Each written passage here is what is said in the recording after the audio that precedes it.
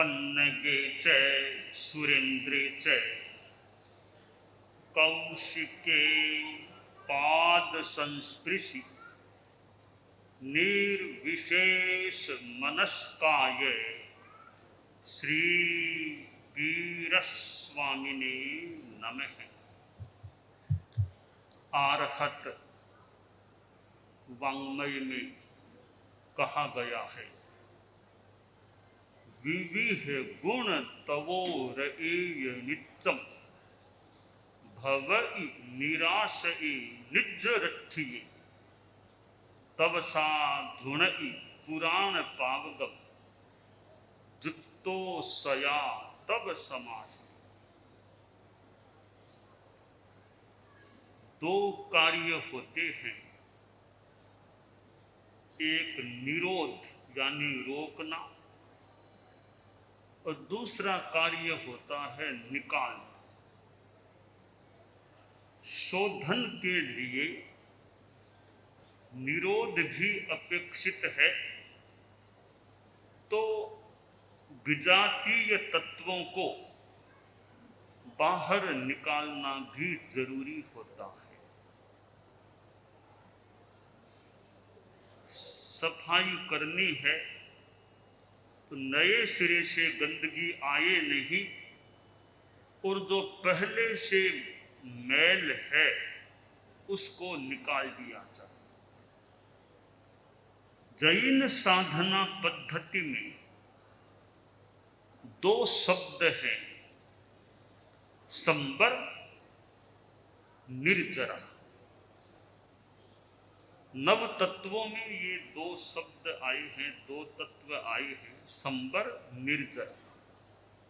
ये संबर और निर्जरा यह मानो जैन साधना पद्धति का प्रतिनिधित्व करने वाले शब्द हैं। संबर और निर्जरा।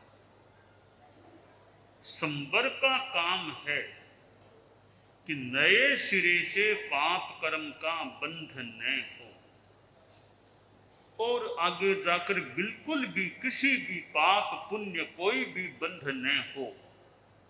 यह व्यवस्था संबर के द्वारा होती है। अब जो पहले से कर्म बंधे हुए हैं, पाप कर्म पहले से संचित हैं, उनको निकालना, तोड़ना, दूर करना, यह कार्य निर्जरा तत्व के अंतर्गत होता है। तो संबर और निर्जरा ये दोनों तत्व हमारे जीवन में रहें, आत्मगत हो जाएं, तो हम विशुद्धि की दिशा में गति कर सकते हैं। और संबर और निर्जरा की फिर आगे जो अंतिम निष्पत्ति होती है उसे प्राप्त हो सकते हैं। वह निष्पत्ति होती है मोक्ष। तो संबर की साधना का बड़ा महत्व है, और संबर है, संबर रहेगा तो कर्म तो कटेंगे ही कटेंगे, कर्म तो झड़ेंगे ही झड़ेंगे। संबर कुछ मुश्किल है, निर्जरा उसकी तुलना में संभवतः आसान है। क्यों? मैं तात्विक दृष्टि से बताऊं तो निर्जरा तो पहले गुणस्थान में भी हो सकती है, परंतु संबर पहले गुणस्थान में नहीं होता। पारंपरिक मान्यता है कि यह संबर 5वें गुणस्थान से शुरू होता है। तो इसलिए संबर कुछ दुर्लभ है, कुछ मुश्किल है। निर्जरा तो एक सामान्य सा प्राणी है, सम्यक्त्व विहीन है, उसके भी हो सकती है। और फिर निर्जरा में सकाम अकाम, तो अकाम निर्जरा तो और भी मानो सुलभ है।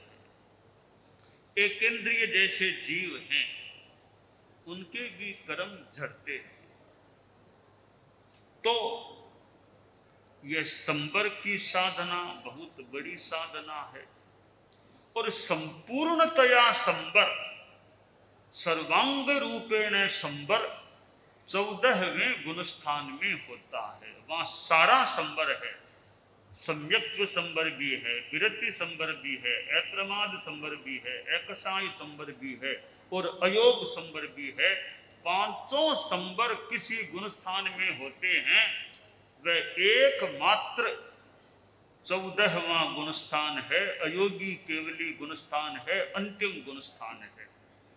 बाकी 13 गुणस्थानों में किसी भी गुणस्थान में पांचों संबर एक साथ नहीं हो सकते। कहीं 4 संबर हैं, कहीं 3 संबर हैं, कहीं 2 संबर मिल जाए, परंतु पांचों संबर एकमात्र 14वें गुणस्थान में प्राप्त होते हैं। परंतु निर्जरा, निर्जरा तो छोटे छोटे प्राणियों के भी कर्म उनके भी धरते हैं, धर सकते हैं। निर्जरा कैसे होती है? निर्जरा का कारण है, साधन है तप। तप के द्वारा निर्जरा होती है। तप और निर्जरा में अभेद भी बताया गया, इसलिए तपस्या के 12 भेद हैं, उनको निर्जरा के 12 भेद के रूप में भी मान लिए गए। भी कारण और कार्य दोनों में अभेदोपचार किया गया है। तो जो कारण के भेद हैं वे ही कार्य के भेद हैं। बाकी निर्जरा तो एकाकार है, पर कारण तपस्या है निर्जरा का, और तपस्या के 12 प्रकार बताए गए हैं, इसलिए वे निर्जरा के भी 12 प्रकार हो जाते हैं। तपस्या एक कर्म निर्जरा का साधन है। तपस्या के 12 प्रकारों में पहला प्रकार तो अनशन, ये उपवास, बेला तेला आदि तपस्या है। और चतुर्मास में, चतुर्मास के आसपास ये तपस्या का माहौल भी देखने को मिलता है।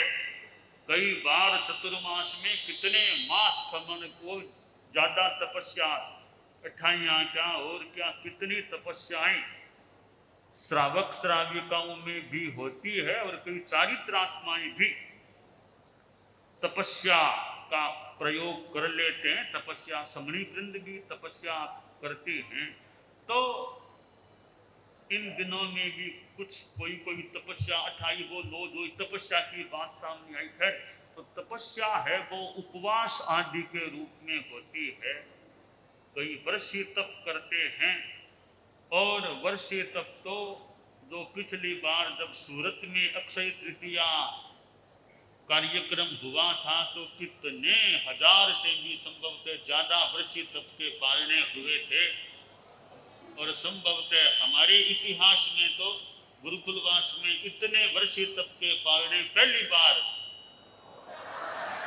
संभवतः पहली बार इतने पालने एक साथ यूं मतलब सूरत में उस अक्षय तृतीया के पालना कार्यक्रम में हुए थे। तो कितने लोग वर्षीय तप भी करते हैं। तो तपस्या भी एक बड़ा यूं महत्वपूर्ण अनुष्ठान है, और कठिनाई को सहन करना भी एक साधना है, तप है। अनुकूलता प्रतिकूलता जो भी आ जाए, जीवन में भी हम देखें, आदमी के जीवन में कई बार कठिनाइयां आ सकती हैं, प्रतिकूल वेदनीयता, प्रतिकूलता आ सकती है। कभी शरीर में कुछ असाता लगने लग जाए, कभी मन के प्रतिकूल परिस्थिति घटित होने लगे, कभी आदमी का कहीं कोई अपमान हो जाए, अवहेलना हो जाए, विरोध हो जाए, इन स्थितियों में भी समता भाव रखना। समयम तत्थु वेहाय अपाणम विपसाय, समता में रहना, समता की साधना करना।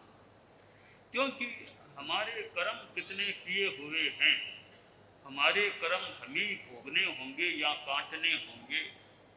कि पैर में तकलीफ हुई है पैर में तकलीफ क्यों हुई कि इतने जन्मों पहले मैंने किसी प्राणी को कष्ट दिया था, हत किया था, उस कर्म विपाक से अब मेरे पैर में तकलीफ हो गई। तो यानी महात्मा बुद्ध की संभवतः बात है, पैर में तकलीफ हुई, पैर से विद्ध हुए, तो बताया कितने 91 कितने जन्मों पहले मैंने पुरुष को हत किया था, उस कर्म के विपाक का फल भोग रहा हूं कि मेरे पैर में तकलीफ होगी। कितने जन्मों पहले किए हुए कर्म कब उदय में आ जाएं और आदमी को कष्ट हो जाए, तो कष्ट में भी चिंतन स्पष्ट रहे कि भाई मेरे कर्म की निद्रा हो, मानो कि मेरा भुगतान हो रहा है, मैं शांति में रहूं, तकलीफ मन में तकलीफ न करूं, समता शांति रखूं, शांति से भोगूं कर्म। दूसरे ने मेरा नुकसान कर दिया, भाई ये स्थूल बात संभवतः हो सकती है, उसने मेरा यह कर दिया, उसने मुझे कष्ट में डाल दिया, उसने मेरा विरोध किया, उसने मुझे बदनाम कर दिया, अरे वो निमित्त होगा। सिद्धांत या कर्म की बात ये, वो निमित्त है, मूल तो मेरे कर्म हैं, वो उदय में आए हैं। मैं दूसरों पर क्यों द्वेष करूं कि उसने किया, उसने किया, वो जाने, मुझे तो मेरे कर्म उदय में आए होंगे या उदीर्णा हुई होगी। मुझे समता रखना, मुझे किसी पर रोष नहीं करना, मुझे किसी पर गुस्सा नहीं करना, मुझे किसी से बदला लेने की भावना नहीं रखना, मुझे शांति रखना है। ऐसे स्पष्ट या अच्छे चिंतन से जो कष्ट आया है, वो मान लो हमारे कर्म निर्जरा में बड़ा एक साधन भूत बन सकता है। तो भगवान महावीर से जुड़े हुए शासन से हम संबद्ध हैं। भगवान महावीर के सामने कितने कष्ट, कितनी प्रतिकूलताएं, क्या क्या स्थितियां आई होंगी। कहाँ चंड कौशिक सर्प की स्थिति, कहाँ सूल पानी यक्ष मंदिर की बात आसाधना किसी की भी न हो, और भी कितनी बातें। परंतु वर्धमान और प्रभु महावीर ने कैसे समता भाव रखा होगा। हम आचार्य भिक्षु को देखें, हमारे धर्म संघ के प्रथम आचार्य, हमारा धर्म संघ जैन श्वेतांबर 13 पंथ, उसको शुरू हुए 264 वर्ष लगभग संपन्न हो रहे हैं। प्रथम हमारे परम पूजनीय आचार्य श्री भिक्षु स्वामी हुए। हम भिक्षु स्वामी के जीवन को देखें, उनके सामने भी विरोध, प्रतिकूलताएं, स्थितियां आई, पर विरोधों में, प्रतिकूलताओं में समता शांति रखना, यह साधु का धर्म है। परम पूज्य आचार्य श्री तुलसी के जीवन को हमने कुछ तो देखा भी है और इतिहास में पढ़ भी सकते हैं। उनके सामने कितनी विरोध की स्थितियां आई, कितने कितने विरोध की के प्रसंग उनके सामने आए। तो विरोधों को भी विनोद, जो हमारा हो विरोध हम उसे समझे विनोद, ऐसे सूत्र विरोध करे, उसमें भी हम किस आक्रोश न करें, विनोद के रूप में मानकर उसको मान लो छोड़ दें। तो आचार्य श्री तुलसी का लंबा एक आचार्य काल, और उनके आचार्य काल में नए उन्मेष भी आए, धर्म संघ में विरोध भी हुए। आचार्य श्री महाप्रज्ञ जी को भी हमने देखा, वे परीक्षा ध्यान भी बताने वाले, कराने वाले, परीक्षा ध्यान के शिविर लेने वाले, उनके सानिध्य में भी रहने का मौका मिला। और हम गुजरात में हम लोग आए थे, आचार्य श्री महाप्रज्ञ जी के साथ आए थे, और परम पूज्य आचार्य श्री महाप्रज्ञ जी सन 2002 में गुजरात में प्रविष्ट हुए थे, और गुजरात में 2 चतुर्मास गुरुदेव ने प्रदान किए थे, कृपा की थी। सन 2002 का चतुर्मास प्रेक्षा विश्व भारती वो अहमदाबाद उधर हुआ, तो सन 2003 का चतुर्मास गुरुदेव ने सूरत को प्रदान किया। तो आचार्य श्री महाप्रज्ञ जी के साथ मुझे भी इन दोनों क्षेत्रों में चतुर्मास करने का मौका मिला था। और गुरुदेव की यात्रा भी कुछ गुजरात में यूं हुई थी और फिर मुंबई भी पधारना हुआ था। तो आचार्य श्री महाप्रज्ञ जी की जो मानो कुछ ये 11 और ये क्षेत्र जहाँ आचार्य श्री का ये यात्रा पथ, तो आचार्य श्री तो सूरत से यूं खानदेश की ओर पधारे थे, हमने थोड़ा उल्टा क्रम ले लिया, हम खानदेश से यूं सूरत की ओर जा रहे हैं। तो यानी रास्ता कुछ वही है पर दिशा वो सम्मुखता अलग अलग है। गुरुदेव का मुख इधर था और हमारा मुख इधर हो गया। गुरुदेव ने सूरत में चतुर्मास करके फिर 11 पधारे थे और हम मानो सूरत में चतुर्मास करने के लिए 11 होकर जा रहे हैं। तो वो आना और जाना दोनों क्रम 11 को दोनों रूप में प्राप्त हो गया। पहले खानदेश जाने के रूप में, सूरत से आने के रूप में अवसर मिला था, अब खानदेश से सूरत की ओर जाने के पथ में आज हमें 11 में आने का अवसर मिला है। और ये 11 क्षेत्र और ये गुजरात स्तरीय ये एक प्रकार का जो भी आपकी ओर से प्रोग्राम है, अभिनंदन स्वागत समारोह। तो गुजरात प्रदेश में प्रवेश तो वैसे 6 जुलाई को हो गया था, पर वो ऑफिशियल या औपचारिक कार्यक्रम आज 11 में रखा गया है। तो ये गुजरात का हमारा प्रवास, गुजरात का प्रवेश और गुजरात की यात्रा जो संभावित है, कुछ लंबे समय तक संभावित है। तो गुजरात जो एक अच्छी भूमि है जहाँ धर्म का माहौल भी, जैन शासन, जैन धर्म, जैन संस्कृति को भी यूँ देखने का अवसर मिलता है।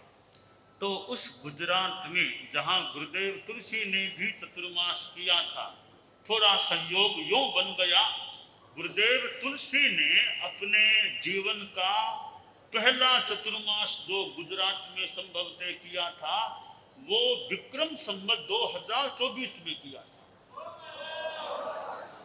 और उनकी मान लो वो अनुगमन मान लो, मैंने पहला चतुर्मास गुजरात में सन 2024 में करने का निर्णय किया। तो विक्रम संवत 2024 संभवतः गुरुदेव तुलसी का जीवन का पहला चतुर्मास, यानी उनका तो जीवन का ही पहला चतुर्मास गुजरात में हुआ। आचार्य काल का तो था ही था पहला, और वो विक्रम संवत 2024 गुजरात का चतुर्मास और मेरा पहला इस रूप में यानी चतुर्मास आचार्य श्री महाप्रज्ञ जी के बाद में पहला चतुर्मास सन 2024 का गुजरात में होने की संभावना है। तो यह 24-24 का योग एक सहज ही मिल रहा है, मानो गुरुदेव तुलसी का कुछ अंशों में अनुकरण हो रहा है। सामान्यतया शिष्य गुरु के पीछे पीछे चलता है, कि गुरु आगे शिष्य पीछे पीछे चलता है। तो मैं भी गुरुदेव तुलसी के मानो पीछे चल रहा हूँ। उन्होंने जैसा किया 2000 विक्रम संवत 24 को गुजरात में चतुर्मास दिया और मैंने उनका मानो अनुगमन हो रहा है, और सन 2024 का चतुर्मास गुजरात में होने की संभावना, सूरत होने की संभावना है। तो खैर गुरुदेव तुलसी का चतुर्मास हुआ था, तब तो मैं साथ में नहीं था, मैंने दीक्षा भी नहीं ली थी।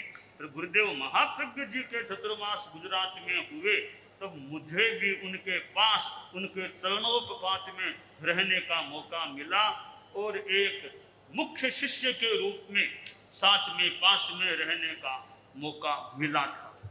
तो वह गुजरात की भूमि और वह सूरत का क्षेत्र जहाँ अनेक यानी अब्दुल कलाम राष्ट्रपति जी का जन्म दिवस का समय और उस समय आचार्य श्री महाप्रज्ञ जी के सानिध्य में उस दिन उनकी उपस्थिति का होना है, ऐसा एक महत्वपूर्ण प्रसंग है वह। तो वह सूरत क्षेत्र और यह आज मूलतः गुजरात का प्रवेश है। तो गुजरात में इधर कच्छ है, सौराष्ट्र है, इधर अहमदाबाद, प्रेक्षा जो हमारा अगला चतुर्मास प्रेक्षा विश्व भारती कहते हैं अहमदाबाद, का परिभाष जो भी अहमदाबाद का चतुर्मास वो सन 2025 में होना निर्धारित है। तो ये चतुर्मास और मर्यादा महोत्सव भुज कच्छ में हमारा निर्धारित है। और फिर ये सौराष्ट्र कच्छ आदि आदि उत्तर गुजरात आदि आदि दक्षिण गुजरात जो भी इन क्षेत्रों की यात्रा की भी यथासंभव संभावना है। तो यह पूरी हमारी गुजरात की यात्रा जो आध्यात्मिकता की दृष्टि से अच्छी रहे, मंगलमय रहे, मुख्य मुनि आदि संत और साध्वी प्रमुखादि साध्वी वरिया आदि साध्वियाँ हमारे साथ हैं। तो और भी हमारे इतने श्रावक श्राविका इतनी बड़ी परिषद आज यहाँ उपस्थित है। तो गुजरात के हमारे सभी श्रावक श्राविकाएं कार्यकर्ता खूब आध्यात्मिक धार्मिक उत्साह बनाए रखते हुए खूब अच्छा धार्मिक आध्यात्मिक कार्य करें। व्यवस्था समितियां भी खूब अपनी शांति में रहते हुए ज़्यादा अनावश्यक तनाव किए बिना खूब धार्मिक आध्यात्मिक सेवा करने का प्रयास करते रहें। सबके प्रति मंगल।